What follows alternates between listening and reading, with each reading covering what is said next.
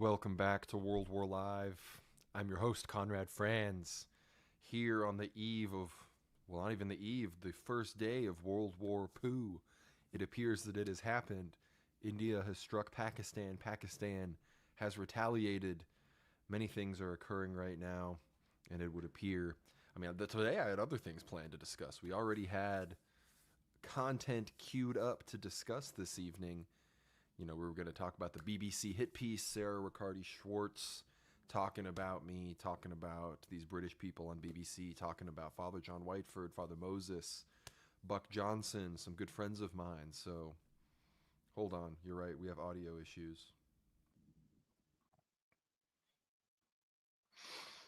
They should be better now. The mic should be okay. Yes, I do agree, though. Even when the mic problems do occur, it is still very much listenable. The settings that I have it on when I start are the settings I have when I record the show. So I know for a fact that it is definitely listenable. But yes, today is the day it appears that India and Pakistan have done it. I don't necessarily, this might not go full-blown war in the completely kinetic sense, but this will be hard to put back in the box. So there's a lot of news. We're going to cover it. I've got the live UA map pulled up here. We've got some articles. Be sure to check out the World War Now Telegram at World War Now Telly to keep up with everything that's going on in the war in World War III as it is happening live. The reports right now, again, there's so much, that's the thing. There's so much misinformation already. If you thought there was misinformation during the Israel stuff, if you thought there's misinformation in the Russia-Ukraine war, a war between India and Pakistan is going to have more information than almost anything. Besides the fact that these are huge populations with huge military buildups and intelligence states, these are also, think about the people that are going to be posting about this conflict, Indians and Pakistani people. So we're going to get AI slop, fake news, all sorts of nonsense. So that's what's going on. But the confirmed news that has happened, of course, India has struck Pakistan, supposedly at up to 5 different locations. They destroyed a mosque that was supposedly affiliated with an extremist group in Pakistan. 2 of the strike zones, I believe, were in Pakistan-occupied Kashmir. One of the strikes was in Pakistan proper. So that's pretty much what is unfolding right now. These, of course, India and Pakistan are 2 considered nuclear states. Of course, I have my opinions on the whole nuclear weapons situation, but that leads to this whole situation being, much more volatile and internationally observed than many others. The rumors are that Pakistan supposedly claims to have shot down 5 Indian jets. They claim that. Hold on, I've got the news right here. I don't want to misquote. Again, all this is subject to change, so nothing I say from these OSINT reports right now is necessarily going to be 100% confirmed. But supposedly, India shot down 2 Rafale jets, a MiG, some of these other. Pakistan shot these down. These Indian planes, multiple jets have been supposedly shot down, and as I'm speaking right now, there are supposedly heavy clashes ongoing at the line of control, the area within Kashmir where Indian and Pakistani troops meet. So this is big news. Of course, yes, we are going to talk about the BBC hit piece. We're going to listen to my segment. I don't want to listen to the whole thing. It's like 30 minutes long, but we can listen to the segment about me and we can react to that.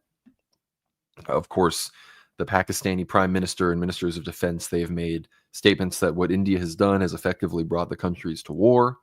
And one of the Pakistani heads of intelligence or something, or Air Force in some capacity, went on CNN and talked about these jets and these UAVs and other things that have been shot down by India. Supposedly the death toll from the strikes on Pakistan was at least 8, with much more injuries on the Pakistani side at this point, but the casualties, I'm sure, have far exceeded that based on the footage I've seen of mortars and automatic weapons firing along the line of control. But you guys want to see some visuals. This isn't World War Now. This is World War Live. So there's some stuff going on. Let's get a different format here. Hold on. There we go. There we go. All right. Fortunately, this huge ad is in the way. But this map does have Pakistan, or Kashmir rather. Where are you? There you go. So this is definitely not as live as what's going on Telegram, but let's zoom out a little bit. God, these stupid ads. I don't know how to get the ads away. I'm not paying for this, so there's that. But to get some context here, Asia, India, Pakistan. Zooming in a little bit for all those here that are not red-pilled and knowledgeable of geography. This is Kashmir in northwestern India, bordering Pakistan. China, of course, also has large claims over Jammu and Kashmir, as it is called. Chinese, they occupy a lot of this area up here, specifically Ladakh. You see these red dots. These are where, India and China have had certain disputes in the past. But what do these things say? They say, Prime Minister Shehbaz Sharif has summoned the meeting of the national security media at 10 a.m. this morning following India's attack on Pakistan. So, Lieutenant General Ahmed Sharif Chaudhry said that missile strikes were launched by India on Kotli, Bahawalpur, and Muzaffarabad. It's tough with these names. This says I'm trying to see more about the Pakistani response at this point, because Pakistan, of course, did a full... No! Stop! We can't have this cleavage nonsense on the screen when I'm trying to talk about serious geopolitics. Freaking them boys, man, always ruining everything. But I'm trying to see more information about the actual Pakistani strikes, which the information has not been as forthcoming. Perhaps India is doing a better job of not having the situation filmed, but I think everybody probably wants to see the videos of some of these strikes. So let me switch on over to X. I posted a decent amount of them on the World War Now X account. So yes, let's wind this out.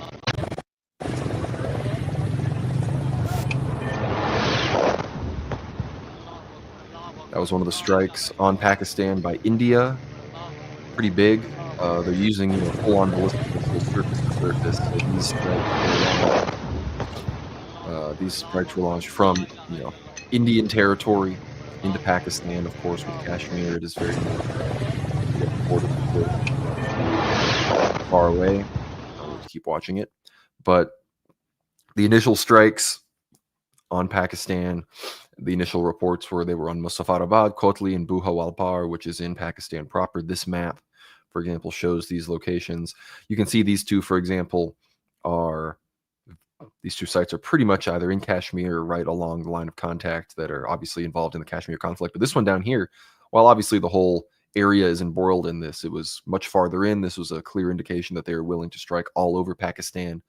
And the Pakistani scrambled jets in Islamabad when all of this was going on. So they were afraid, they were aware that strikes could occur on their capital. And of course, the fact that Islamabad is so much closer to Kashmir than, for example, Delhi or any of the other major Indian cities are, gives India a major advantage. And people are obviously doing the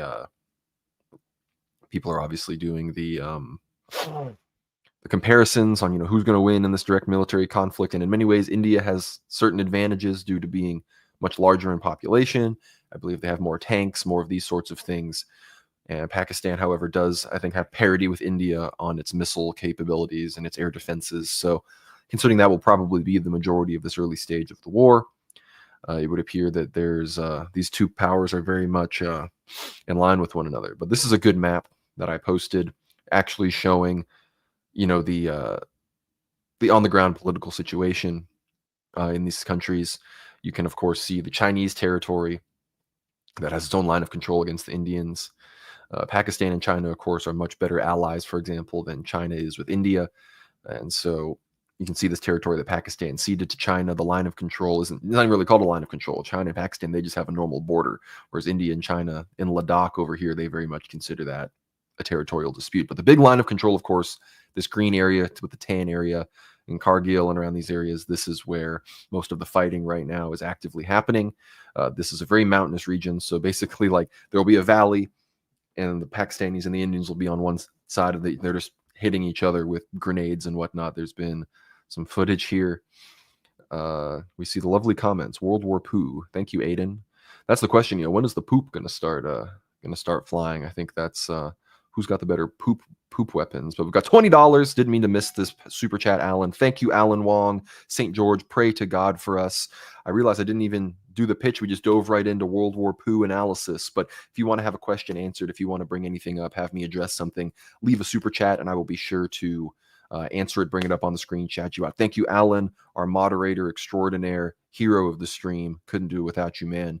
But if you also want to support the show outside of just super chatting, the best way to do it is go to worldwarnow.co and become a paid subscriber. Get behind the paywall. You get access to every single episode of Ether Hour, including our recent Ether Hour episode with Truth Teller, talking about his debate with Haas. We have a huge episode that should be releasing either tomorrow or Thursday with a Syrian who gives us a lot of fantastic information and background on the Assad regime, what happened in December, what happened in 2024 when the Assad regime fell, and the real history of Syria in its relationship to, of course, in resistance to the Greater Israel Project.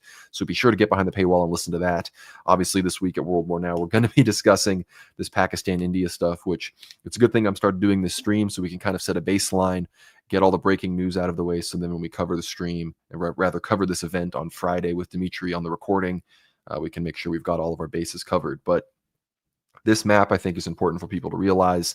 In theory, this war isn't, again, if this war were to have a goal for India, it would be to probably control at least the majority of this, if not to have extreme concessions from Pakistan and, something along the lines of, having them retreat or having, some kind of shared responsibility. The real problem for India really is China. If it wasn't for China's presence in the region, if China wasn't militarily involved, if China wasn't a huge ally of Pakistan, India may have gone in sooner than they have now. But China, of course, is going to be watching this very closely. Pakistan critical to China's Belt and Road initiatives. And yes, Thaddeus is correct. God loves those behind the paywall. I'm not going to say he loves you a little more, but we don't, you might get some grace. I'm just saying, I'm just kidding. I'm not selling indulgences here at World War Now, but this is my full-time job. So if you like what I do here, if you want to keep me and Dimitri on the air, of course, in light of slanderous hit pieces that come out against us, well, then support us, worldwarnow.co. It should be linked down below if you're watching on YouTube. But this conflict, it hasn't necessarily been in, a lot of people's eyes. People for a while, at least on the show as well, we had been even thinking that the Balkans or China, Taiwan or something might pop off sooner. We have talked about this. I've mentioned this, over the years multiple times. Certain things will sometimes occur, along the line of contact. It's a big one. It's one of the most militarized areas in the world. I think it's like 350,000 plus troops on all three sides are in this region. Of course, across a lot of these places, specifically between China and India, for example, in Ladakh, they have these agreements where they don't use live ammunition. These might have been suspended at this point, so it could be getting hotter. But for example, they would only use sticks and pointy things and all sorts of other things. So there's videos of them in armor just hitting each other across, over the small border line or these fences. It can be pretty comical stuff, but they've also got some pretty interesting drip. $2 here from To the Chickens. Thank you. Have you ever looked into space weather news? I'll be honest, no, considering I don't really believe in space. But I do believe, perhaps if you're talking about solar wind or some of this other stuff, then yeah, there might be something to that. I'm not really red-pilled on all of that kind of stuff, though. Thank you for the super chat, though. To the Chickens, $2, greatly appreciated. But yeah, this map is important. I'm going to get this off the screen right now, see if there are any updates on the live UA map.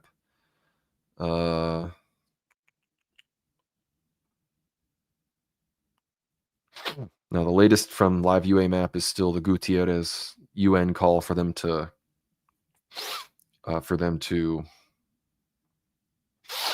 have restraint because, of course, these are two major economic, population, and unfortunately military powerhouses from a nuclear missile perspective. This, of course, continuous blasts reported in Poonch, India. This seems to be the center of the fighting on the ground in this Poonch area. Pretty funny name. Again, the thing with the big border dispute, of course, you'll have the things behind the Pakistani line of control often having more Islamic names, at least Islamic sounding names, whereas the Indian names are going to sound more stereotypically. Not that there aren't subcontinental sounding names on the Pakistani side, but they'll have more Islamic sounding things.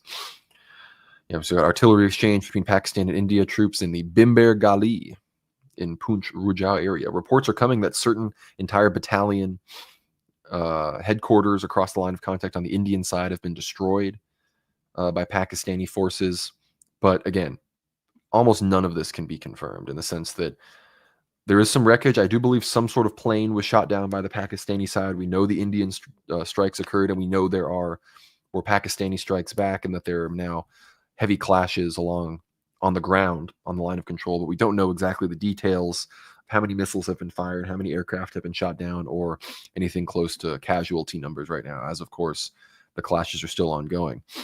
Marco Rubio, this is breaking news, says that he is monitoring the situation in India, Pakistan. Obviously, he is. Trump said that it was an unfortunate situation. They've been fighting for a long time, which I give Trump a lot of respect for, always framing these conflicts in faraway places between strange, foreign, pagan people. He's always like, look, these people have been fighting a long time. It's like these Pakis and these Pajeets, they've been going back and forth for a while over this place. At a certain level, it really, we don't need to get involved too much. But again, India, close ally of Israel, Pakistan, close ally of the Palestinians.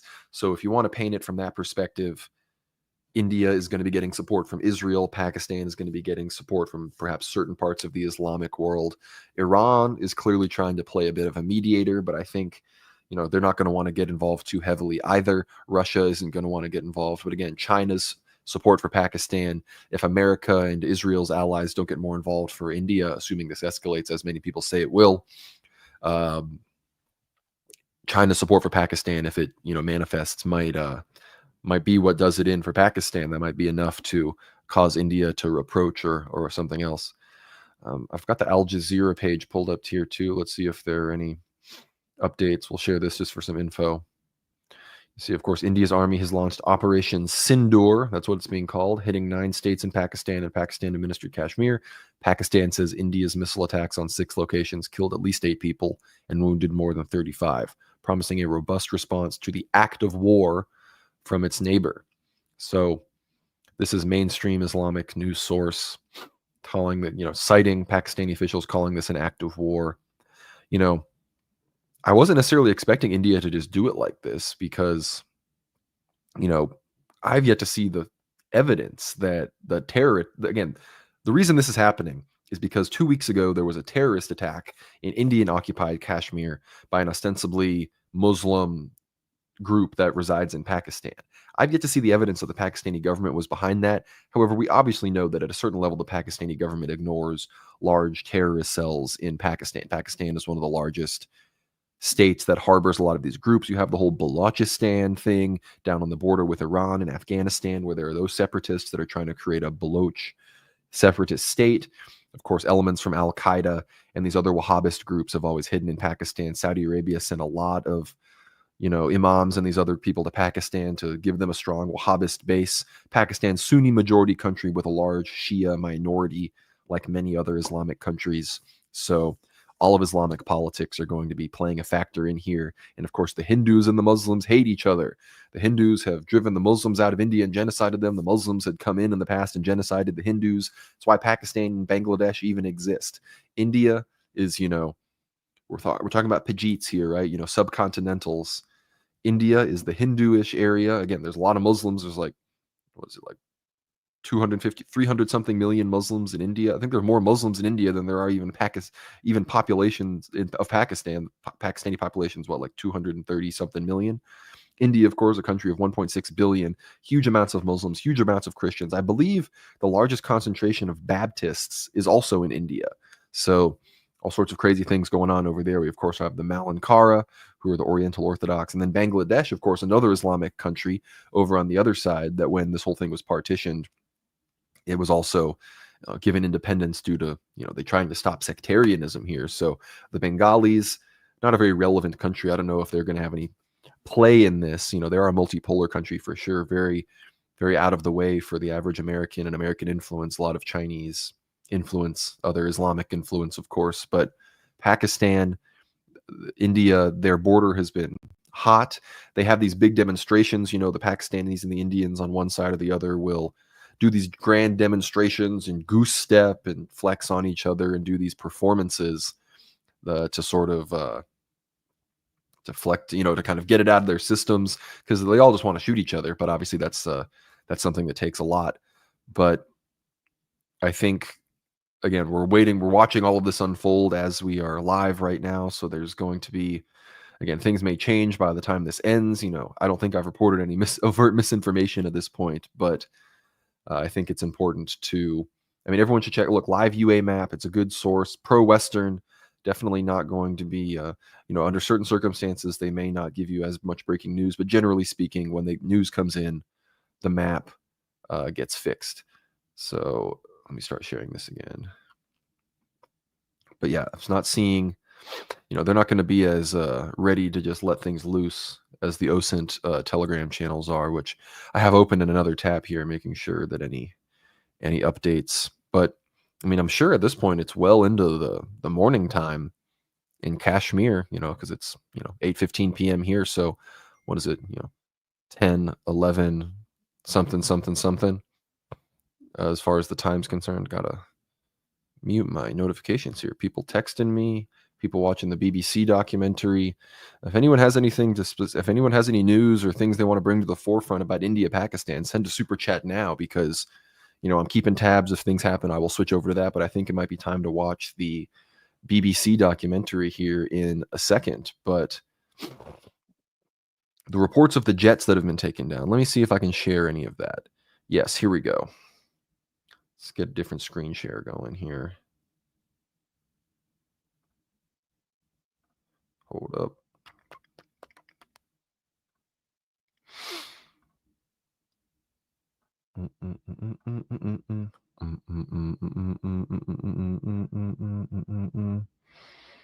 Okay.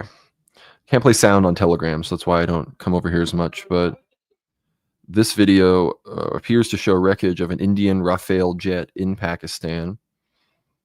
This wreckage does look a little too sophisticated to be just from a drone, because we've seen a lot of footage of drones that have been shot down. So this is again, this video hasn't necessarily been confirmed, but I've never seen this before. It's clearly a bunch of Pakistanis, so I would say this is probably legitimate. We have NDTV. It's a Indian mainstream media channel. It's reporting heavy shelling from India and Pakistan across all sectors of the line of contact. So again, remember how big that section of the map was? That's hundreds and hundreds of miles. So again, these are two big militarized nuclear countries. This is not the same as Armenia, Azerbaijan slapping each other around, or even frankly Lebanon and Israel slapping each other around. Because look, Israel, they're the ones with the nukes there. Lebanon is pretty much a fake country. Not that Lebanon as an idea is fake, but the borders and administration of Lebanon are very much a patchwork fake country.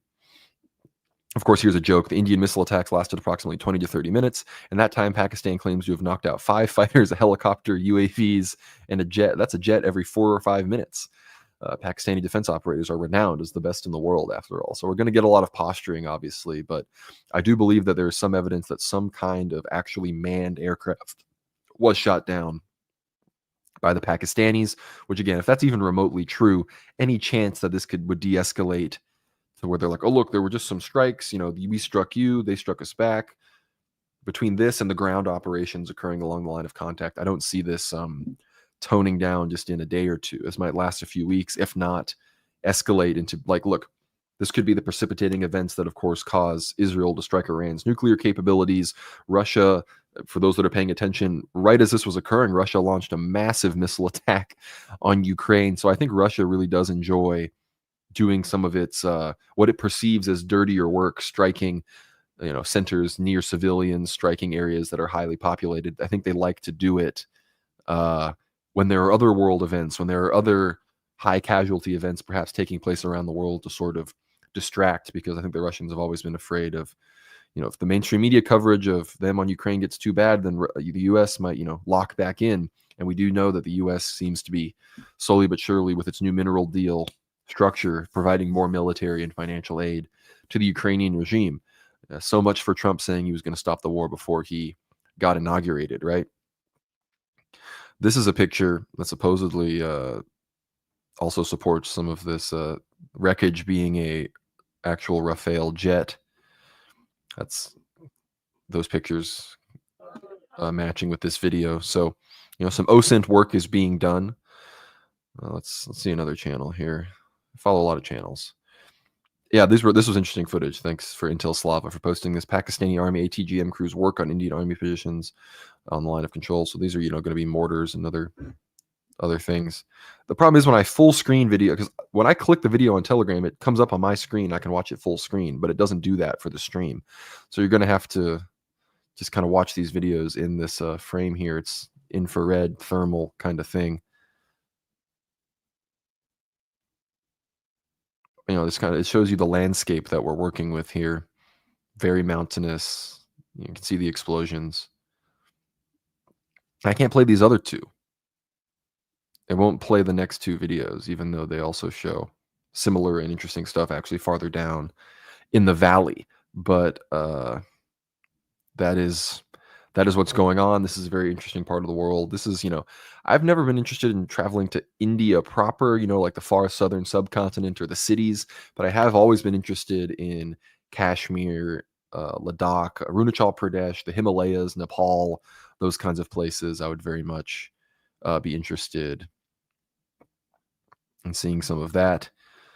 I'm not interested in Venezuela news. I'm interested in India, Pakistan. But share the stream. If you think anyone would be interested in this, share the stream, share the show, worldwarnow.co. Thank you all so much for tuning in. Got a great crowd this evening, so I greatly appreciate it. Again, send a super chat if you want to talk about anything specific. If you want to ask me a question, we will be sure to discuss that. But let's stop sharing Telegram here for a second and get back to Chrome.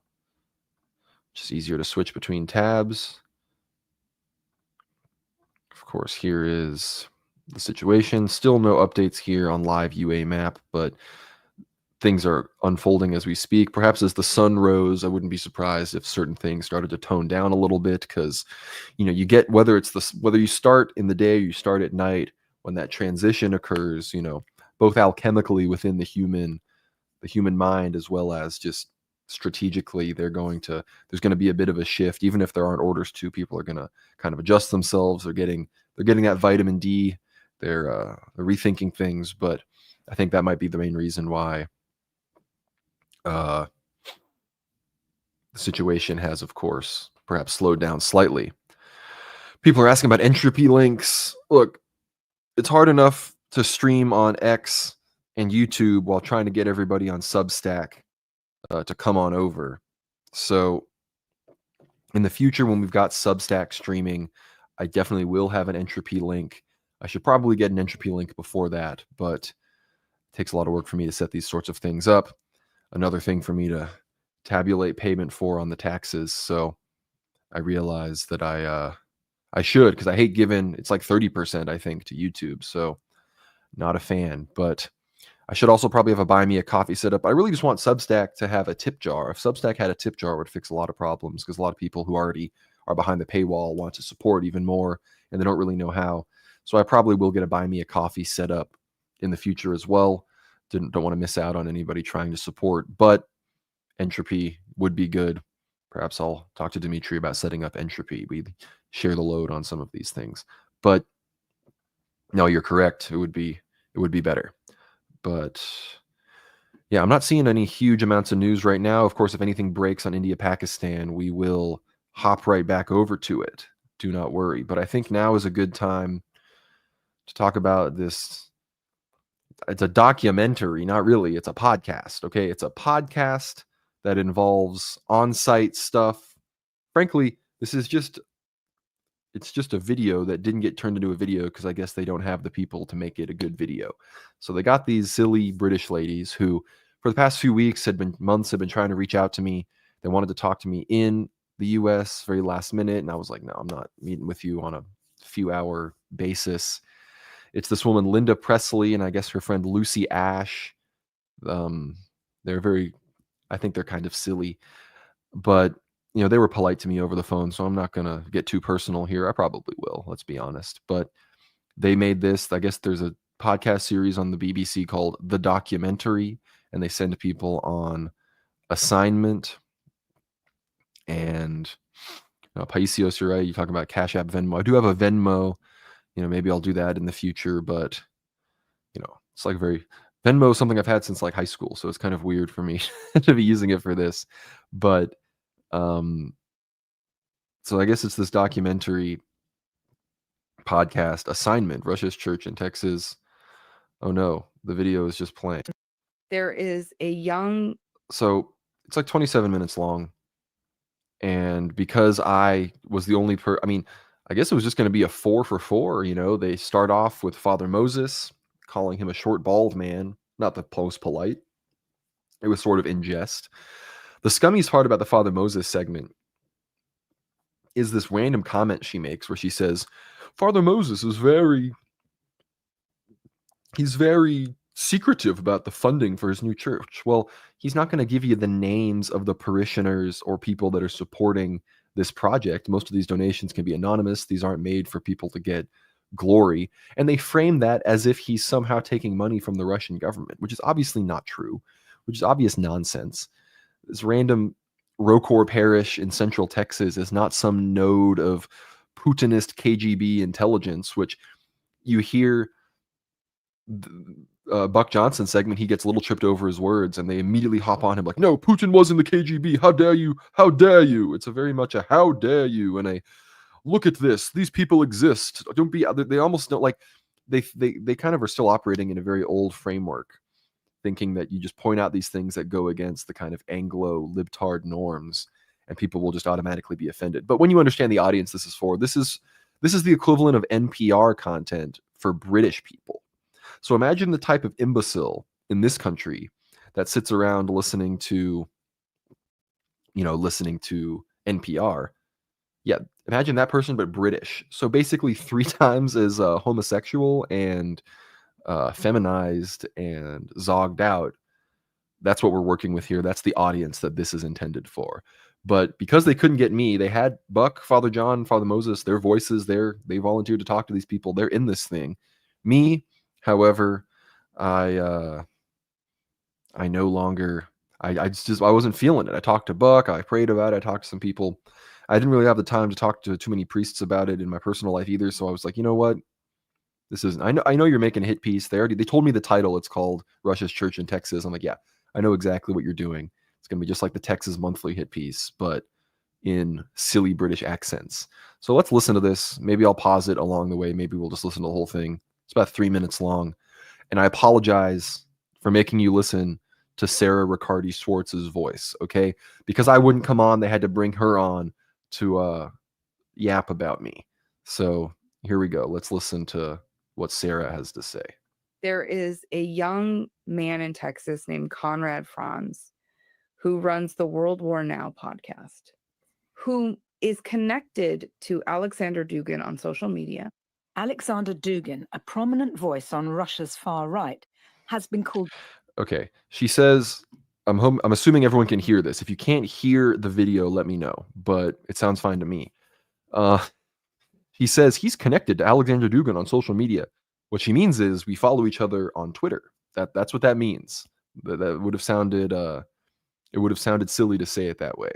So that's the connection. Yeah, Dugin far right. I mean, I almost don't want to say some of this because of the hit piece, but like in person, myself and a good friend of the show were talking to Dugin, and Dugin starts going off about African civilization.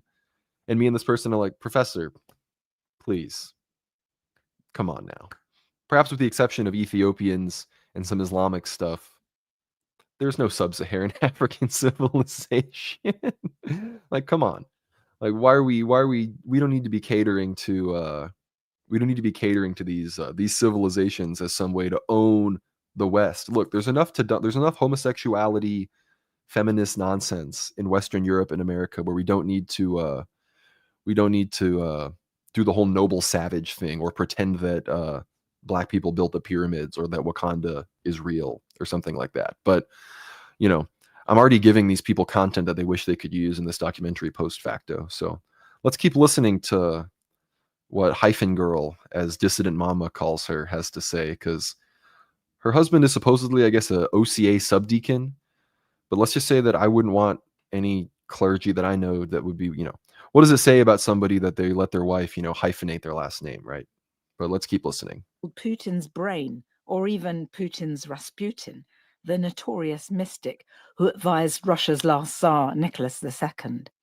Dugin denies he has much influence on the president, but critics say he's a fascist who inspired Putin to invade Ukraine. So this young guy from Texas is having these conversations on social media with Alexander Dugin. And he then travels to Russia and meets with Alexander Dugin. I was in Russia twice. Conrad Franz talking in 2024 on a YouTube video show called Church of the Eternal Logos. So they bring in the audio from the David Patrick Harry segment. I thought it was like such a big reveal to her. She's like, and then he went to Russia and talked to Dugin. It's like, yeah, you can just go places. And yeah, she does have so like there's this young guy in Texas, and his name's Conrad. Like she literally talks with the retarded the retarded vocal fry. I've never hidden it. I posted it the night it happened. Let's find let's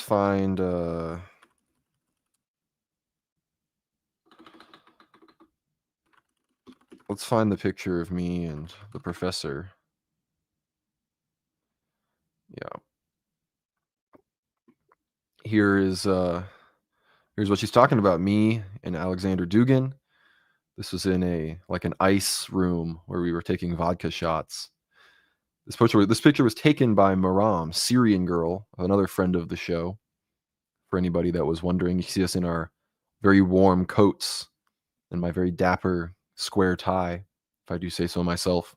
But this was great. This was right after I'd given a toast that even brought Dugin to tears, because I had talked about his daughter and sort of dedicated the toast to her and other people that had died in the conflict that we are all still living through, that I consider the Third World War. So there's the lore for anybody that didn't know. Yes, indeed, I did meet, it's not slander, I did meet Dugin. So you got me there, Sarah. You got me there. Let's get back to this. We'll listen to what I say on Cotel, because they had to get all these clips because I didn't talk to them, which I'm glad I didn't. And I'm glad I wasted their time too. It was fun. Which has 37,000 subscribers. He's with two other young Orthodox influencers.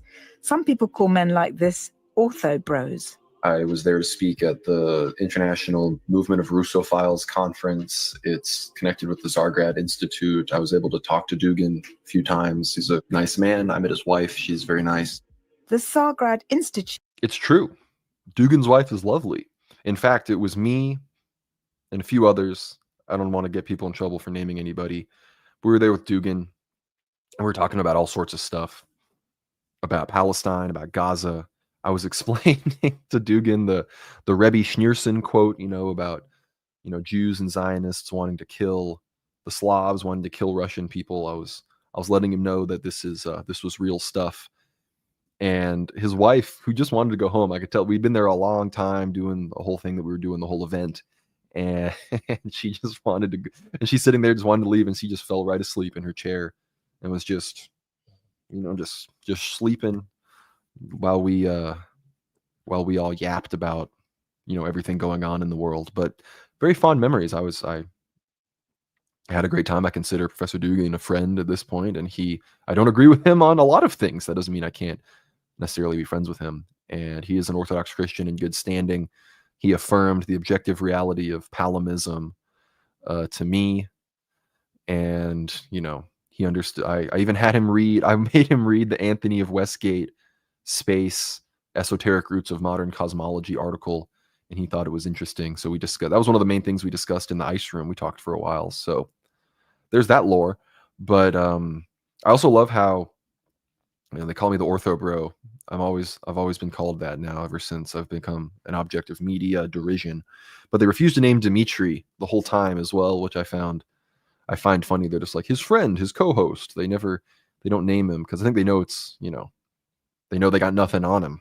But let's keep listening. Is also a religious TV station modeled on Fox News and owned by Russia's most influential Orthodox oligarch. But does all this really matter? It matters because for so long we've thought about radicalized people and communities as being isolationist. But in digital worlds, radicalized actors, so people who adhere to radical political values on whatever side of the spectrum, are connected to each other in these digital ways. She's so good at talking like this retarded academic. It's like radicalism, radicalism, radicalism. It's like, okay, people you don't like, that's what that means. She's like, people I don't like are talking on the internet and other people are listening. That's literally what this is. It's like, can you believe this? Can you believe it? It's like, well, I definitely can believe it. And earlier in this segment, when Sarah gets introduced, I mean, do people not know if people don't know the Sarah Riccardi Schwartz lore, she's famous for working with Fordham. She works with a number of other NGOs. She's a total plant. And she basically infiltrated the Holy Cross Rocor Monastery community in Wayne, West Virginia, and wrote a whole book about how all these insane converts in Appalachia in the South are obsessed with Putin and want Putin to become the king of America, and they hate America. So it's just a big State Department Atlanticist op meant to stir up more anti-Russian sentiment from Americans, from Christians. But she's so libtarded, she's so postmodern and woke that she doesn't understand that in the Orthodox world, she is far more on the outside than I am. I know very normie parishes that have no interest in a lot of this online stuff at all, and they know not to have their people talk to Sarah Riccardi Schwartz. They know that if she ever comes to your parish, they tell everybody don't talk to her. Like, she is in many ways persona non grata in a lot of traditional and not just regular Orthodox communities, especially after what she did to those poor people at Holy Cross Monastery. And they have a whole segment talking about how Abbot Seraphim, now Abbot Pantaleimon in repose after he got the great schema, the abbot of Holy Cross Monastery. There's a whole segment in this before they start crapping on me about how he talks about how the America of my time is gone, and Russia these days is perhaps more like America in the 1950s. This man died like 5 days ago. This man died like a week ago. And you're coming in here slandering his name, dragging him through the mud, connecting him with what you claim and what you believe is some shady international conspiracy that has some connection to American Orthodox Christianity. Scum. These people are scum. These people have no morals. Sarah Riccardi Schwartz is loyal to her NGO funders, to her kind of at best, her perspective of Orthodoxy is some antidote to like white Protestantism or some nonsense like that, which you see a lot. And I've meant to talk about this in the past. Maybe I'll write about it. But there's a lot of people, even cradle Orthodox people, that sort of adopt this identity of Orthodox as, oh, we're not like those fundamentalist white racist Protestants. I'm Greek. I'm not even white. You'll hear this kind of stuff. And by that, they mean, they're very against creation. So they're against Father Seraphim Rose, Genesis, creation, early man. They think evolution and stuff is okay. They call it sexual purity culture, Puritanism, where as if in Orthodox countries, Catholic countries, there isn't a very, like, compared to Protestant countries, it's understood that women in these other countries are actually less likely to put out, have sex, these other things because of their religion, because of the cultural influence of Orthodoxy and Catholicism. So all this kind of stuff, any kind of involvement of politics, they obviously view that as wrong because they're like, oh, this is like white jingoist Bush era nonsense, or this is like the Ku Klux Klan. Bunch of nonsense. And that, of course, is the background that these British people are bringing this in. They live in one of the most secular societies ever, the freaking Church of England, and everyone in the UK being a-religious. So they're presenting this like, look at these insane Yankees that probably were wearing white hoods last week, and now they're wearing Russian Cossack hats. That's, I don't know. That seems to be the connection. But, let's keep watching here. So, Conrad knows people in Australia, and he knows people in Russia, and he goes to a parish in Texas. He goes to he has friends at parishes all across the United States. And he has friends in parishes all across the United States. Look, Sarah, I'm sorry that you felt the need to slander American Orthodox Christianity and an entire monastery. So you might not understand what it's like to have Orthodox friends across America, but it's very normal, actually. You go a few places, people know you. I've got a show, people listen to it. It's how it works. Maybe if you weren't such, maybe if you weren't such a bitch, people would like you more. I don't know. People would see you walk into a parish and be like, oh, hey, instead of be like, oh my gosh, don't talk to this slanderous traitor. Men who listen to him and really believe that he's telling them the truth about geopolitics. Conrad and his co-hosts Let's run that back. take turns in Let's run it back. that he's telling them the truth about people in Russia, and he goes to a parish in Texas, and he has friends at parishes all across the United States, and young men who listen to him and really believe that he's telling them the truth about geopolitics. Hey, not just young men. We've got octogenarians and women that listen to this show. Get it right. Conrad and his co-hosts take turns in predicting the outcome of the war in Ukraine. Lie. These armchair generals appear even more hawkish than the Kremlin. Conrad argues that the takeover of Crimea and 4 other regions of Ukraine is not enough. After 3 years of fighting, he suggests Russia will seize even more of its neighbor's land. At the end of it all, I think most of the Black Sea, if not all of the Black Sea coast, is going to end up in Russian hands. The show is a strange mix of God and geopolitics. Conrad and his friends cite prophecies from Orthodox saints when discussing various conflicts, and almost seem to relish the idea of World War III. I wanted to talk to Conrad. Initially he agreed, but later texted to say that after a night of prayer, he'd decided to pull out of our interview. Well, that's true. I wouldn't say just a night of prayer. I'd been praying about it, thinking about it. And then a few hours before, I was like, no, you guys suck. And that's what happened. And look, sorry to anyone listening. Didn't mean to, call her a bitch, but she kind of is one, right? And her whole job is going on this. Whoa, let's not look at we don't need to look at my DMs, but the whole thing with her is she's the attack dog to come on these mainstream media nonsense. And anytime some total mainstream astroturfed institution, dying legacy institution wants to talk about this phenomenon of growing orthodoxy, young men converting to orthodoxy, they bring in Sarah Riccardi Schwartz, because these people can't do this without the Russia angle. They don't care enough about religion or like what people even really think, because they're so steeped in relativism that it only really matters to them if they can actually slander Christians and get them in trouble with like the government. That's pretty much the only reason they really care about this, because they hate Jesus. But yeah, that's the 3-minute yap sesh from Sarah Riccardi Schwartz, Lucy Ash, and Linda Presley about me. And look, okay, I'm not trying to bully anybody, but okay, let's just this is the lady that wanted to talk to me. Okay, this is who I was talking. This is who's like the host of this. So I think you can understand the type of person that we are dealing with here. I don't know if this person has children. I don't know if they're married, but it wouldn't surprise me if they weren't. Let's just put it that way. Like this the physiognomy never lies. Let's just put it that way. And look, this was earned media as far as I'm concerned. This was free earned media. I didn't even have to do an interview, because if you listen to the section with Buck Johnson, like I said, they cut it up very, very unfairly. Like there's parts where they obviously ask him the question, he gave a whole answer, and then later on along down, after setting the context for his answer, he says something about Russia.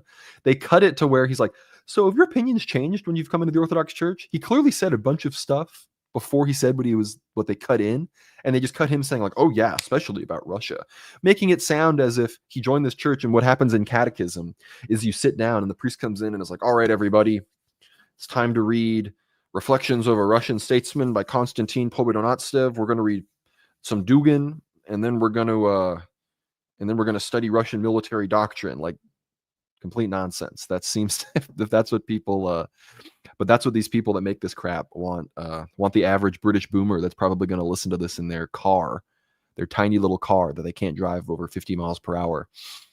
They're going to listen to that and then think they're informed. That's the thing. There are people that will listen to this and then go home and be like, darling, I just heard on the BBC the most fascinating report about what those silly Yanks are doing over there. Have you heard? They're becoming Russians now. Oh, these people, this is just retarded. And this is, this is like high-level mimetic Atlanticist warfare, which proves to us that on the one hand, the propaganda is getting pretty garbage because there's no, good propaganda exists because people are fighting for something that people actually resonate with. But this side of people, these people already hate Christianity. They hate white America. They hate European civilization. So they hear this, and most people are just like, oh, ho, ho, ho, ho. But they don't know what's coming. They don't know that they're about to be destroyed either, of course, in the swamp of multiculturalism that they themselves have imported with Islam rising and the Great Replacement occurring in the UK, but also, the traditional people that used to be Anglicans, these people that used to be white, secular kids, they're going to be coming home, and they're going to be coming home to traditional orthodoxy in a lot of ways. And, these people like Sarah Riccardi Schwartz are trying to, they partially work on behalf of these, these people in the Orthodox world, in the Greek world, all jurisdictions, all countries that desperately want Orthodoxy to remain as this, it's just a sort of cultural staple for people that want to care about their Greek or ethnic community. That's what they want it to be. But Orthodoxy is for everybody. Orthodoxy is going to spread around the world, and Orthodoxy, Christ has already saved the world, but Orthodoxy and the church is going to be how Christ purifies us and prepares us, not just for the events to come potentially within our lifetimes with the Third World War, but for his second coming and for our time before the dread judgment seat. So this is what we have to do. Someone says, what kind of obscure Baltic country are you and Dimitri from anyway? I've never even been to the Balkans, so I have zero Balkan blood. I'm from Texas. That's where I'm from. But yeah, let me know if anyone has any thoughts. Let me know what you think about this documentary. Maybe people will tell me you should have Sarah Riccardi Schwartz on the show. I'm not even opposed to it. It'd probably be better as a live stream. Don't really feel like editing something with her and making it sound better. I don't really care about that. But maybe World War Live in a few weeks. Maybe we'll have special guests, Sarah Riccardi Schwartz. And that's true. Crow Eye is actually correct. I'm actually a Turk because I grew up in the Turks and Caicos Islands. The reason the Turks and Caicos Islands are called that is because the national plant is the Turk's head cactus, which is a cactus with a red hat, this little red thing on top that looks like, sorry, Greek people, I'm sure that red hat, it's Greek, right? Or something like that. I don't know. I'm sorry. People think of it as the Turk hat. And Turks and Caicos, that's why it's called the Turk's head cactus, and that's why it's called Turks and Caicos. So, yes, the fez. The cactus looks like it's wearing a fez. That is what it looks like. But I'm trying to think of something I can put on for you guys for a few seconds while I go and grab a hat. Because, they're accusing me of all this Russia stuff. You guys can just look at this beautiful map and study this more. I'll be right back.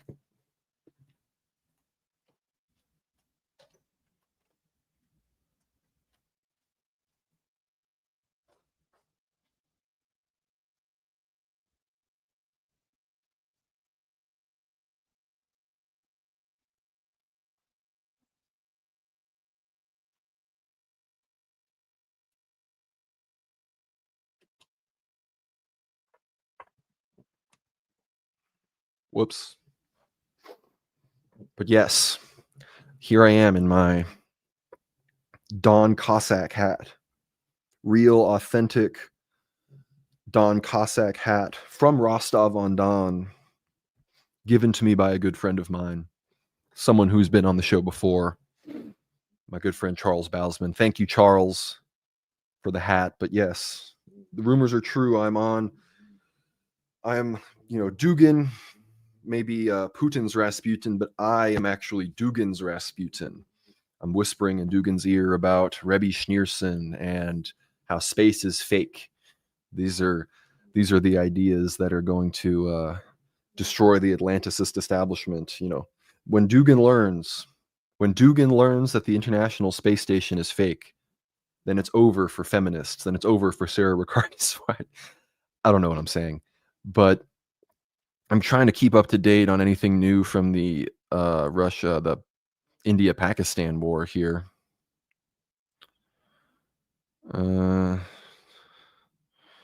Well, this says, in a major victory for the Khaliji lobby, U.S. President Donald Trump is set to announce that the U.S. will refer to the Persian Gulf as the Arabian Gulf.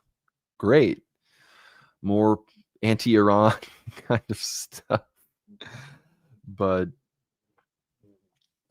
that's what's going on. It seems that there's either been, I think both sides, what's happening right now with India, Pakistan, is that there's been a sort of information pause because both sides realize this is going to be a serious clash and they don't need to just be posting stuff. The Pakistanis, worse even than the Indians, they cannot not video everything. We have so much video of the tanks in the past few weeks of everything in Pakistan moving because Pakistani people see it and are like, oh, film it. I will put it on WhatsApp. Oh, and they just post full troop equipment movements on WhatsApp and everybody can see it. But this is earlier. This is a few hours ago. It says Pakistan's defense minister tells Bloomberg that some Indian soldiers have been taken as war prisoners during tonight's clashes in Kashmir. So we've got prisoners of war, planes supposedly shot down, missiles, surface-to-surface missiles passing on both sides, mortar bombardment, civilians killed. I'm thinking it's World War II, guys. I'm thinking World War II is here. I'm thinking for now, the nothing ever happens chud has briefly been defeated. I know people think that the nothing ever happens chud. Oh, let's what comes up.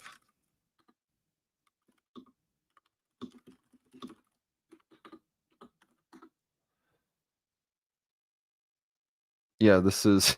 I'm sorry. This is exactly what I was thinking of when I was saying this. Dude, nothing ever happens. The nothing ever happens chud. I want to kill him. Every time I see, like, whenever anything happens, I think of his face. Whenever anything in the world starts to happen, I see his face in my mind's eye. Well, guess what? He's been defeated. Something is happening. And not only something happening, but it's good. Because I don't feel like I need to pick the sides. John said, why do you keep saying World War II? I'm not saying World War II. I'm saying World War Poo. We're saying World War Poo.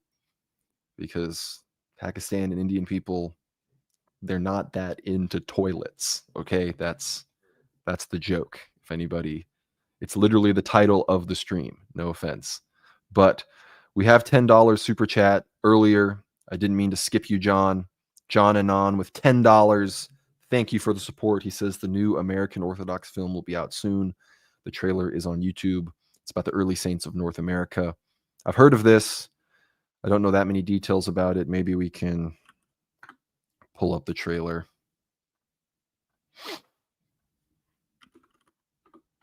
I should have put this on while I went and got the hat.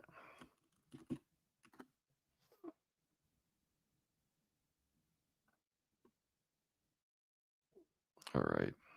But yes, thank you, John Anon. Perhaps I can get somebody involved in that project on the show to talk about it in the future, because I have the Glorified in America book from Jordanville. I haven't read it yet, but I know it's about a lot of these American saints. This documentary is going to talk about it. So I will play the trailer. I have to switch.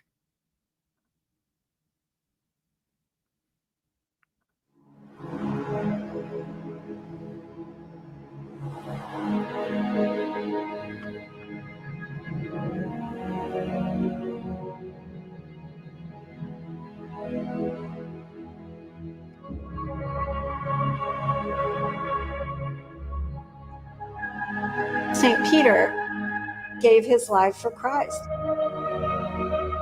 That story of his courage as a young man, it shows how the cross is something that we embrace in our weakness.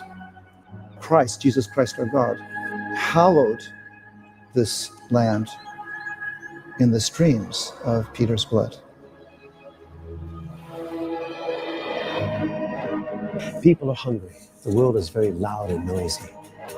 People are dissatisfied. They're restless. And they're looking for answers to that restlessness. People in general have the sense that something's not right. There's not enough.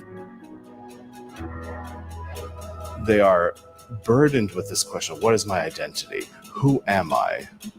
When Peter the Alliot was being persecuted, he kept repeating over and over again, all the stories say, I am a Christian.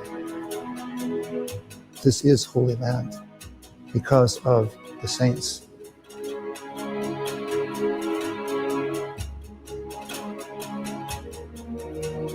Faith is something lived, and it's something that we enter into.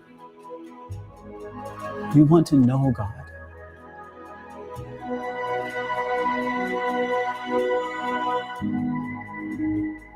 We're saved by people like St. Peter. We're saved by everyone who bears their cross.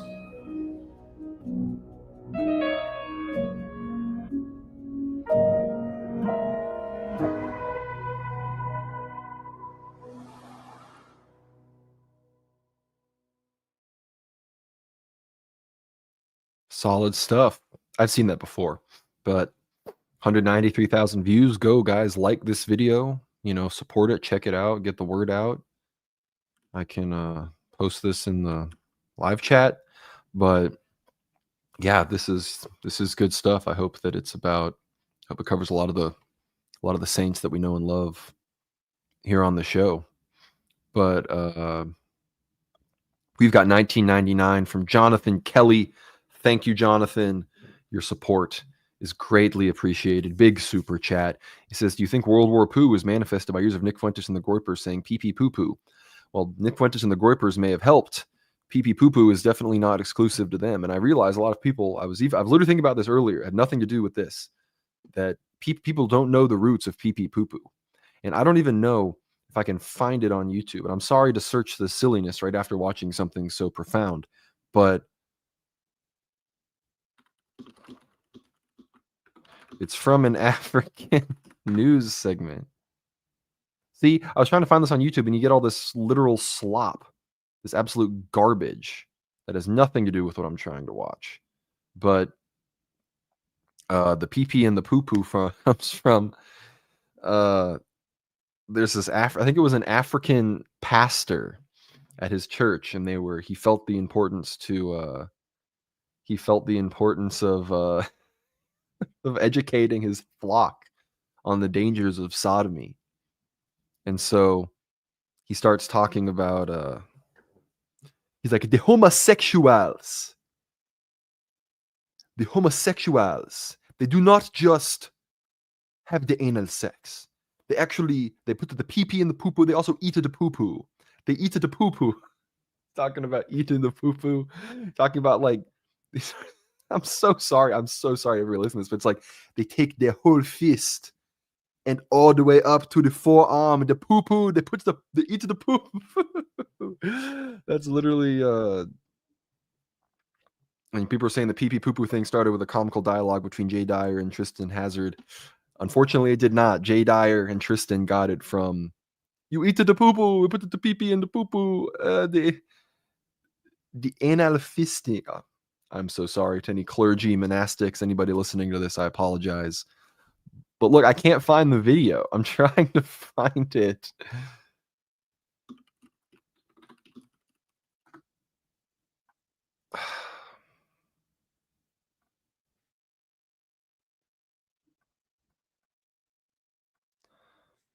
No.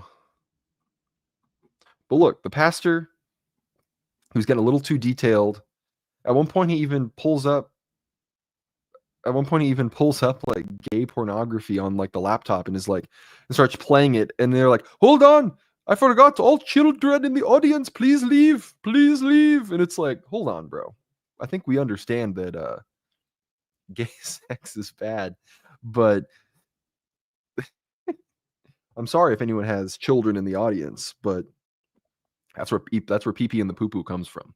And that's, pee-pee poo-poo, it became a sort of saying that has come from there. But now pee-pee poo-poo, it's sort of like giving slop. It just is like kind of something funny to say because it sounds funny. I say it all the time. And in the context of this war, the poo war, as we were calling it, it is very relevant because, look, Indian people, they bathe in the Ganges, they poop in the Ganges, they think you can't get sick because it's holy. There are entire festivals where they bathe themselves in cow poop. They think cow poop is holy. There's certain, what is it? I think it's like the percentage of open defecation in certain parts of India is extremely high, despite the like. It's not just that they don't have toilets. A lot of them don't like toilets. Like Indian people will counter signal using a toilet on the internet. Like I was posting something, it wasn't even that political. It was something, maybe I was making fun of Indians. This person, and I have these Indian people in my replies like, well, at least we do not poop in the house. You poop in the house where you eat, where you cook your food. And I'm like, indoor plumbing, my guy. The Romans had this figured out.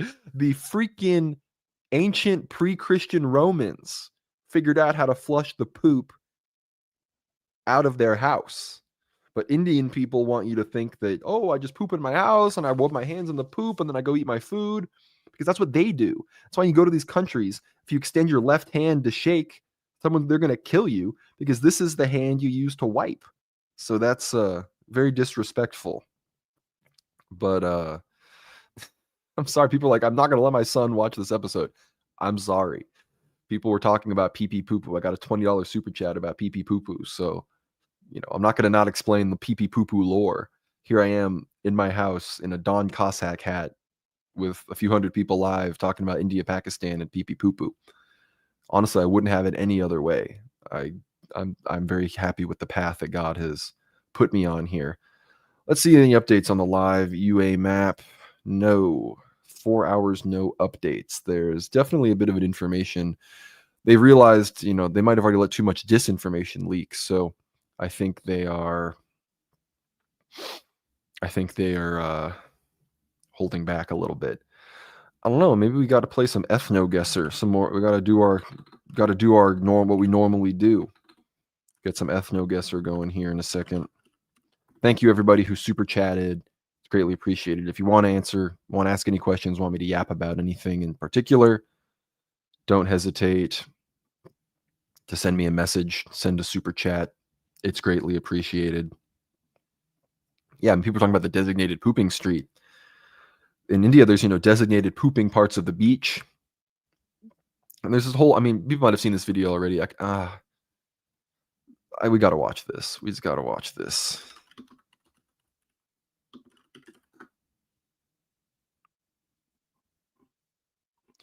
Where is the video of the guy showing, he's so proud. This Indian guy is like proudly showing someone visiting India where they all poop on the beach. I can't find the video, but this is a screenshot from it.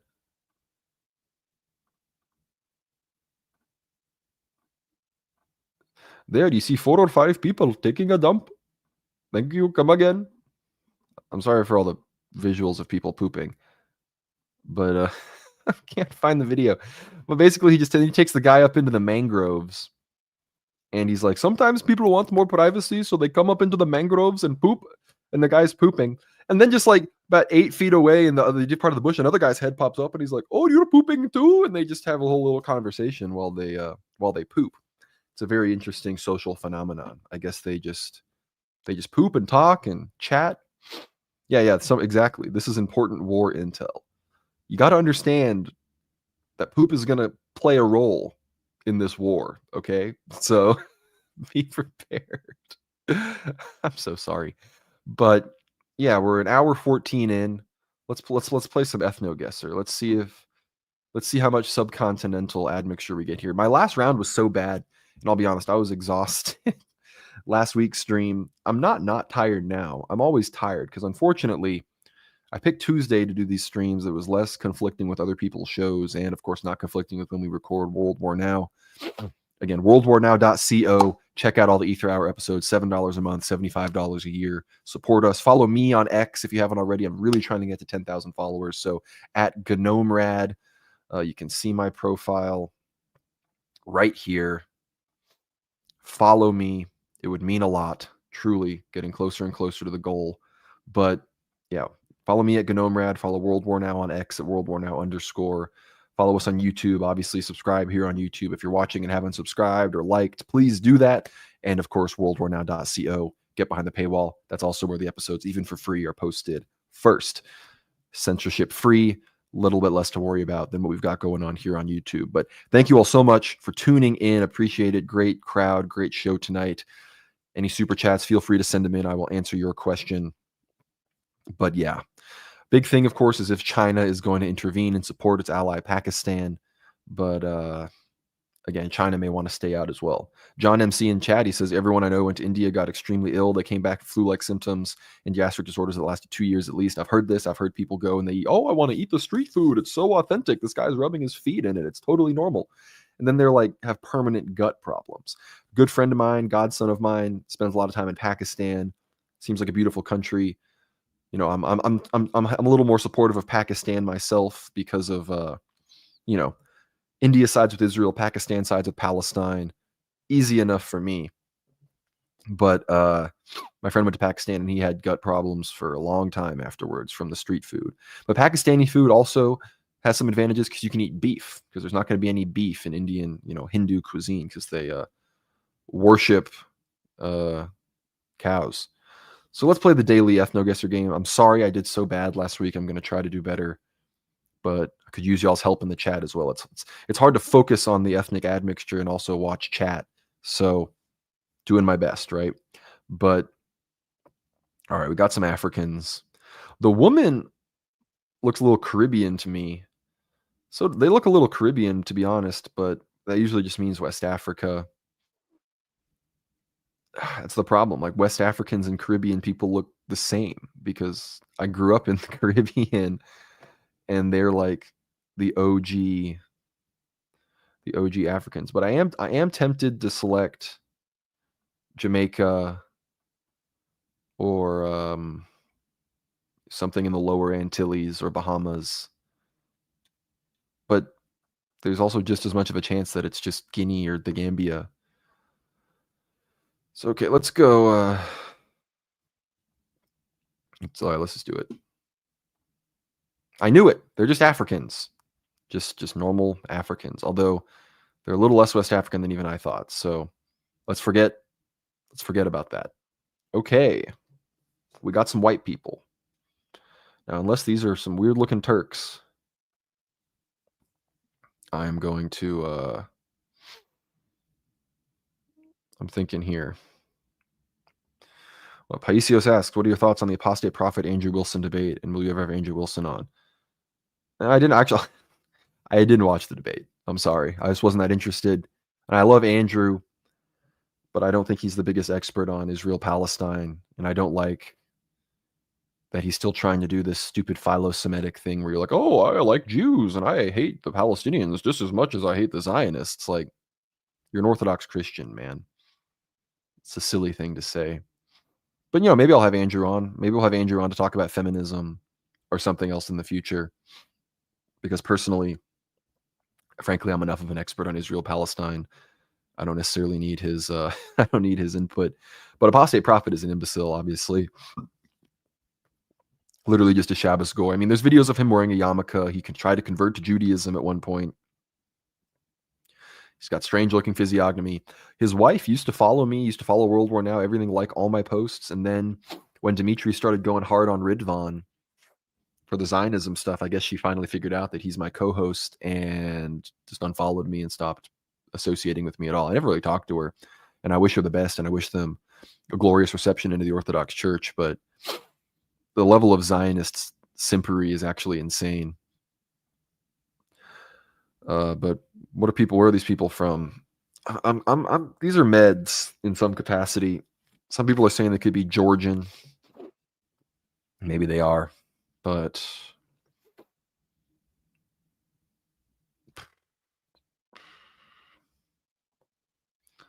look, they're located somewhere here.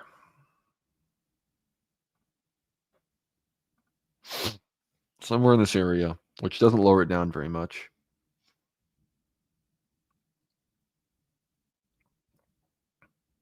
You know, let's do it. Let's go Abkhazia.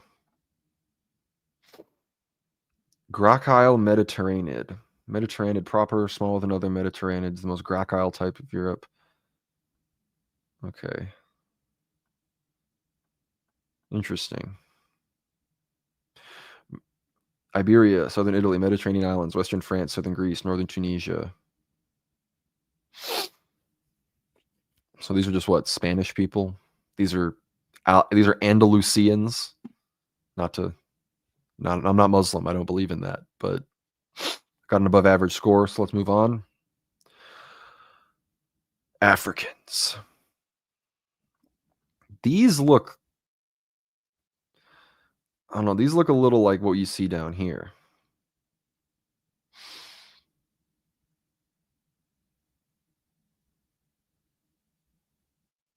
And look, I like Andrew. I like Andrew a lot. I think he's a good guy, but there's no reason to.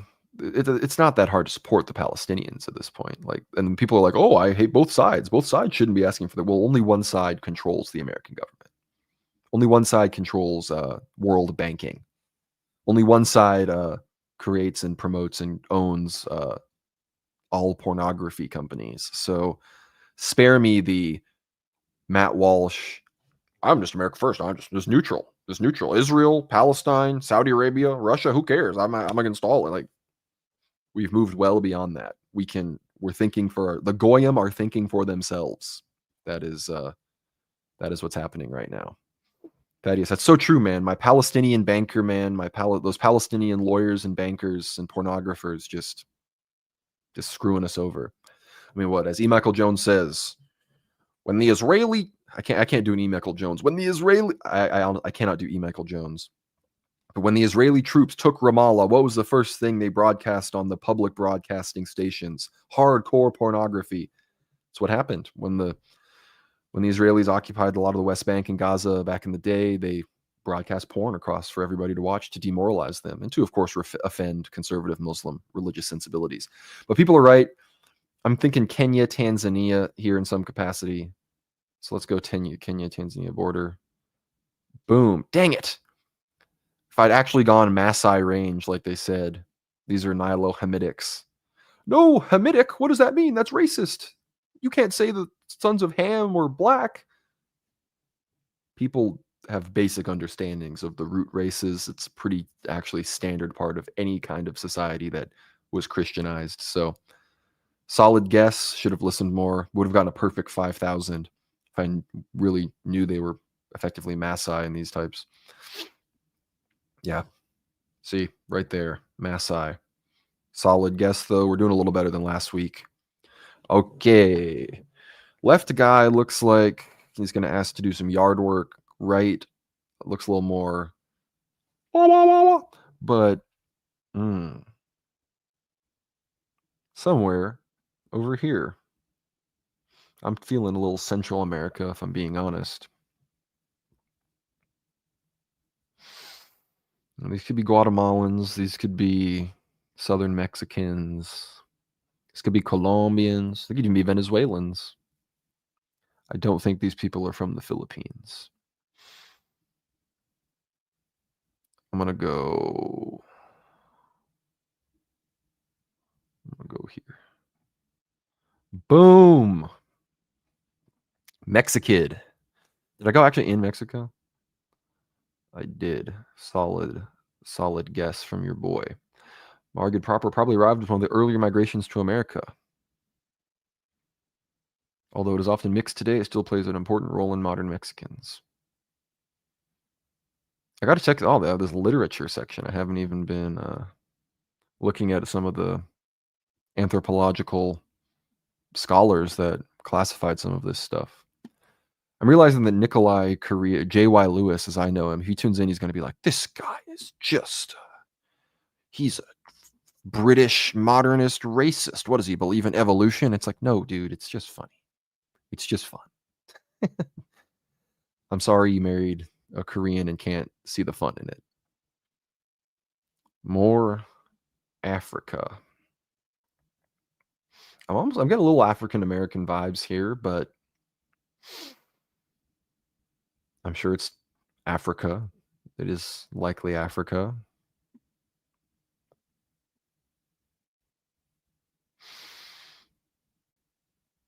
This is my kid's favorite part of the live stream. What am I doing? Zimbabwe, you know what, Scoo's Courier? You're responsible for this one.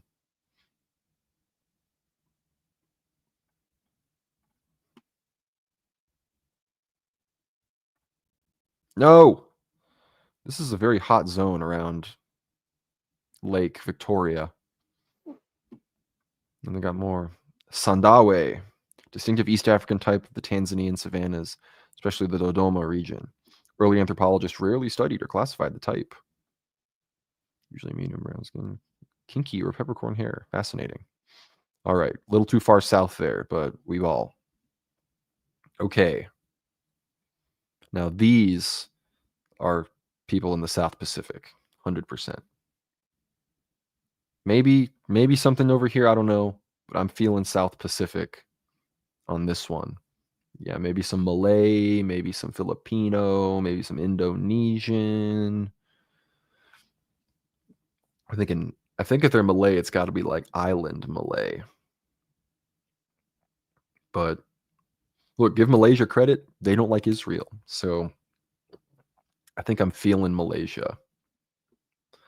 But we're going to go Bornean Malaysia, because that's how I'm feeling. No! Dang it! If I had just gone Peninsular Malaysia, I would have gotten a perfect score. That one frustrates me. That one is frustrating. Drat. Left like 2,400 points on the table.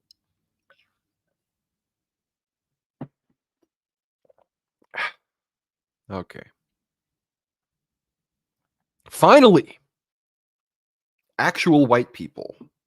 This might be the first white people I've gotten playing this on stream. Like, I'm sorry, meds, but some real Nords going on here. These, and watch, they're probably Slavs anyway. I don't know. But these look, now I'm not, these white Americans, they kind of look like white Americans, but I don't know if that's even an option. Never gotten that before. Are these Slavs? See, we got people saying these are Polacks. We got people saying they're British. Someone says, why are you wearing a lamp? It's a Cossack hat. I got accused of being a Russian shill, so I naturally put on the ethnically authentic hat that I got in Russia to disprove them. But people are saying definitely Belarusian. Okay, well, I'm going to go on the Polish. Look, I see how they could be Slavs. So I'm going to go here. Boom!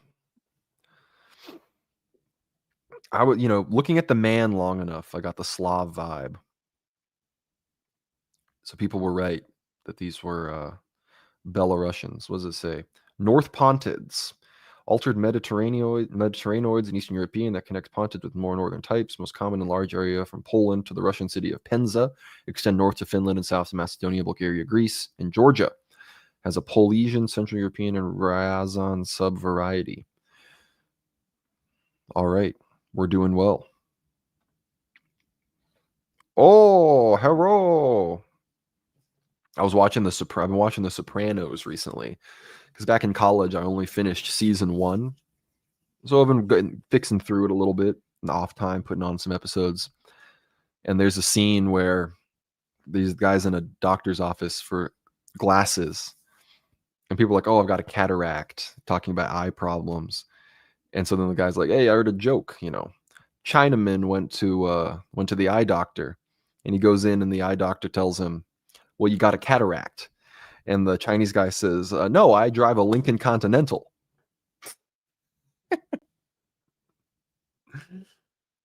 "I do not drive cataract. I drive Lincoln Continental." So I don't know. The joke is that he pronounces Cadillac cataract because he's Asian, if you didn't get it. But this guy on the left, Forthekny, almost looks like a more handsome version of Pro ZD. But the question is, are these more northern Laotians, or are these just Chinese? I'm low-key waiting for any Asians to weigh in the chat, unless we lost Alan. But No, the guy on the left looks like a lot of, the slightly chubbier East Asian phenotype that you see in movies. But, Hong Kong, it's not a bad guess. He kind of does look like that one fat guy that led those protests. So maybe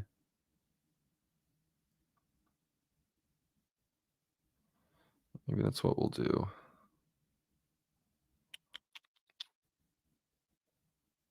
Thinking though. Yeah, maybe Laos, like northern Vietnam. I'm thinking right here. Okay. Chukyeongids. Yeah, these are like Cantonese. Decent score though, above average. Yeah, Guangzhou, Shenzhen. Bit of this all going on. Yeah. Mixed in Vietnamese, Thai, Hmong, Southern Japan, very rare in Southern Japanese and Koreans. Millennia of colonization and trading dispersed it across Indochina and Sunda Islands. Yeah, I knew they were going to be Southern Chinese, but I thought they might be even a little. I kind of hedged Laos, Vietnam, and China, so I was a bit more of a conservative guess. Let's move on here. Oh my goodness. Is this Australian Aboriginal or like pygmy?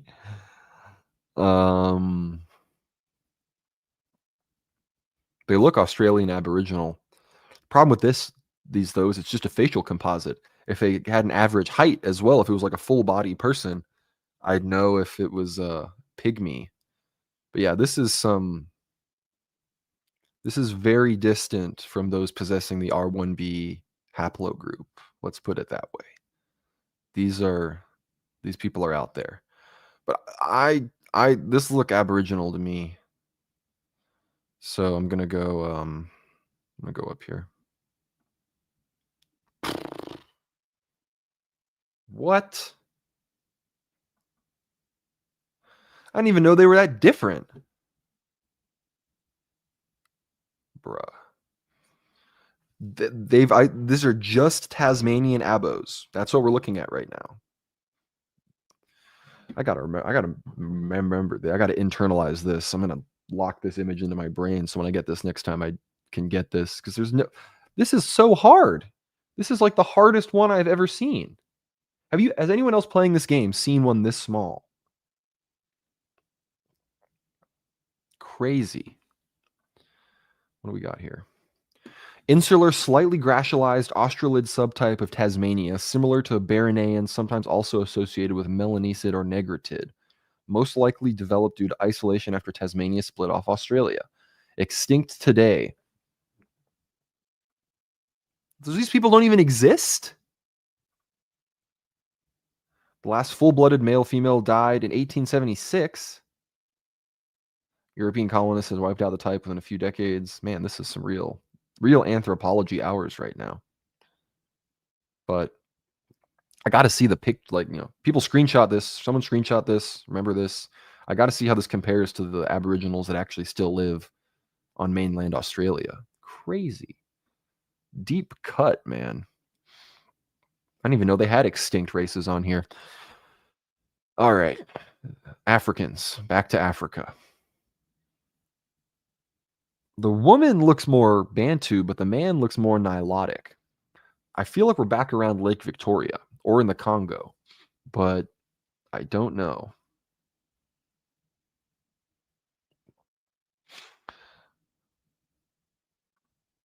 Will you talk about the white woman that called the kid the N-word and got $500,000 for it?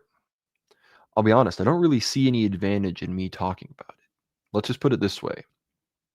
I'm glad she raised $500,000, and saying the N-word is not the end of the world. I don't say it. I don't say it really, and I don't necessarily think it's wise or kind to necessarily go around calling kids that. But first of all, the kid wasn't 5. Highly doubt the kid was 5 years old. I've seen a picture of him. He looks at least 10. Who knows if he's autistic? Also, where were his parents? Why was the only person getting outraged and responding to this a Somalian pedophile hanging out at a park without any kids of his own? So the whole thing is sus. But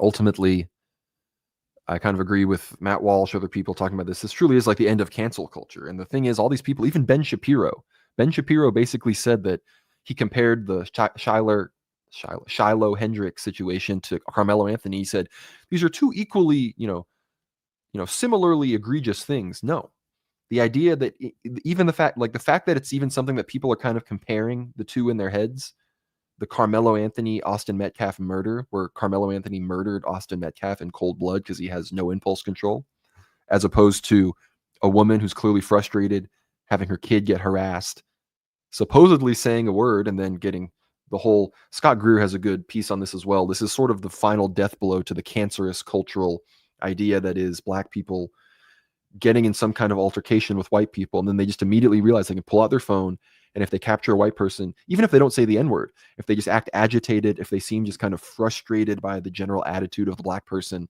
that person's canceled. That person's going to get their life ruined. And that's, people remember the Central Park Karen, the lady that got in that confrontation with that black bird watcher who was sort of harassing her and getting her dog away from her.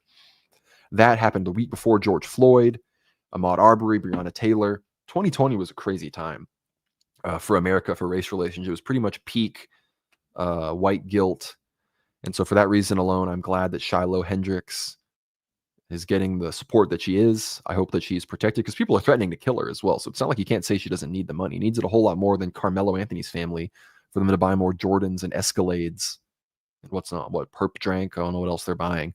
But yeah, that's my take on it. I think it's based, and I think hopefully this can be sort of the end of this ridiculous idea in America where if you say a word, you deserve to be killed, which is absurd. It's literally just a word. They say it in every rap song.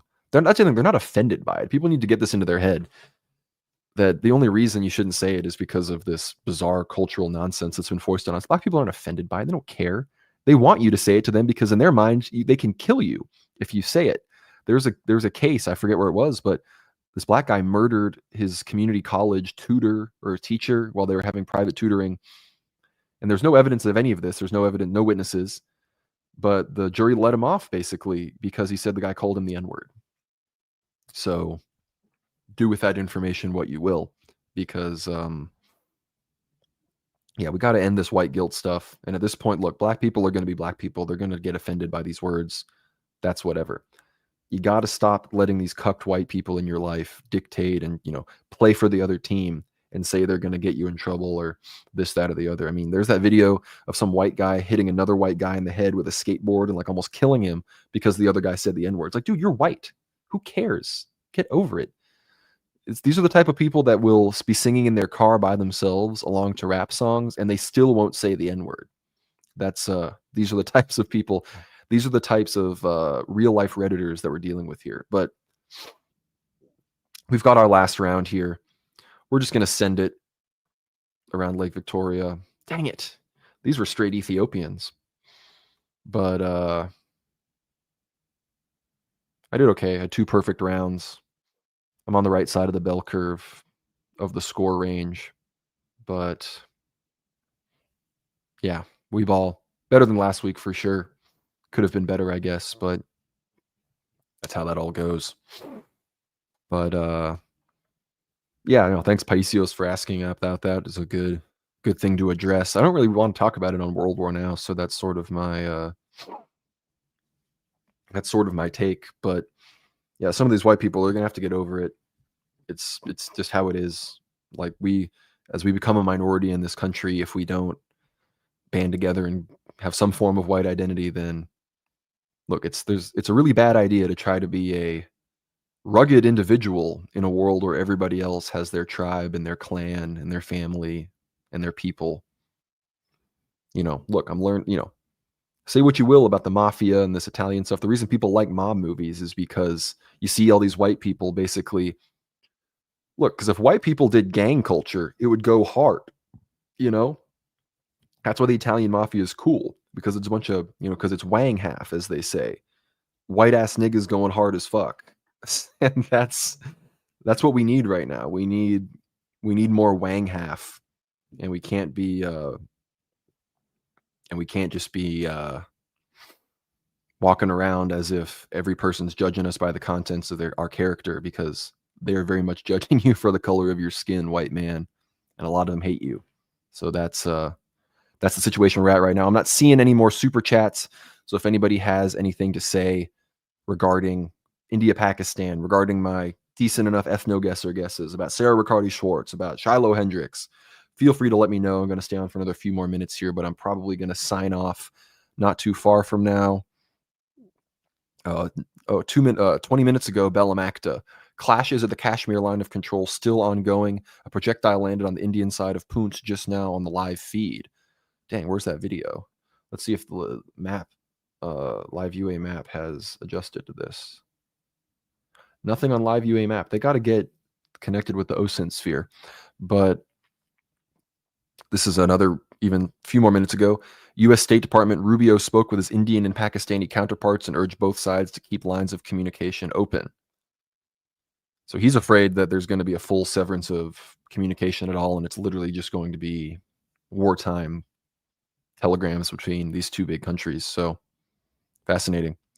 Intel Slava, Indian media showing the wreck of a MiG-29. This makes sense as MiG-29s are stationed in Srinagar. All right, let's pop over to Telegram.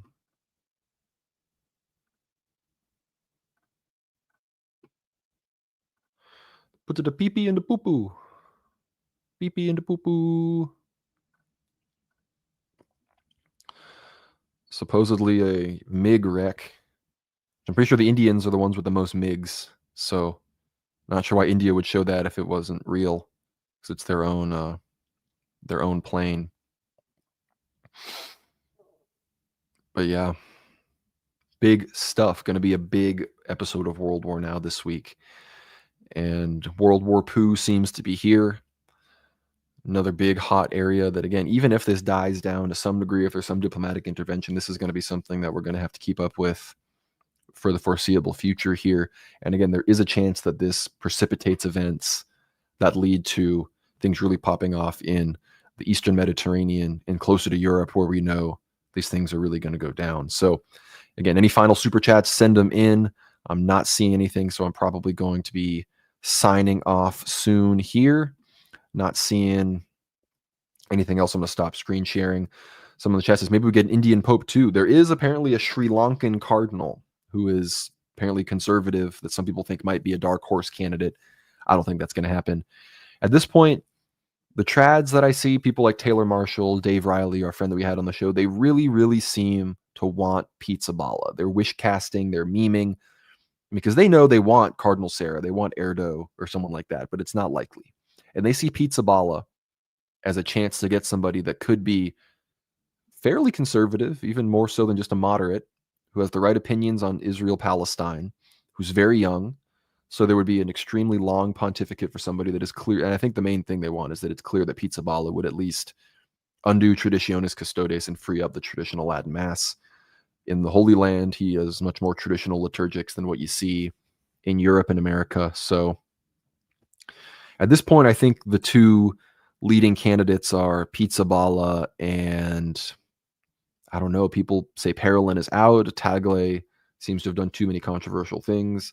I think Turkson, the more liberal, the more Francis-esque African Pope, African Cardinal, he could be a lot more likely right now. And it's clear Taylor Marshall, by listening to how he talks, that he doesn't even want to do an episode about Turkson because he's afraid that you'll get all the badness of Francis and all the humiliation of having an African Pope. Because all these trads, you know, they know that people are going to be like, oh, based Catholic Church with their African Pope.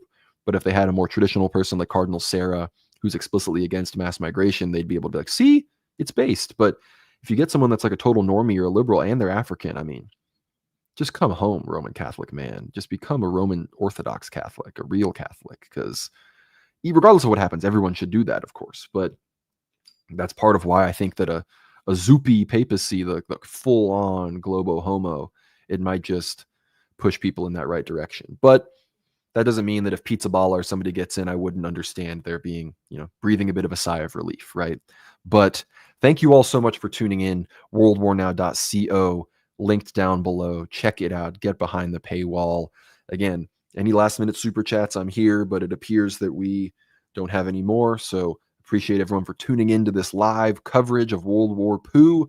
Thank you all for the support as I get ostensibly slandered in nonsense outlets like the BBC, of course, British state press. So I appreciate it. Thank everybody for being in the chat. It was a very fun time. Thank you everyone who listened on X, YouTube. Again, hopefully in the future we've got the Substack live stream going. But worldwarnow.co, that's how you can support the show. Follow us on X at worldwarnow_. Follow me on X at GnomeRad. We got Father James in chat. Indeed, he is risen, Father. Thank you very much. Glad to see the clerical support here. But again, thank you all so much for tuning in. Get behind that paywall. Be sure to subscribe to the channel. Be sure to follow us on Telegram at World War Now Telly. And with all of that, actually, wait, I gotta get the outro pulled up here.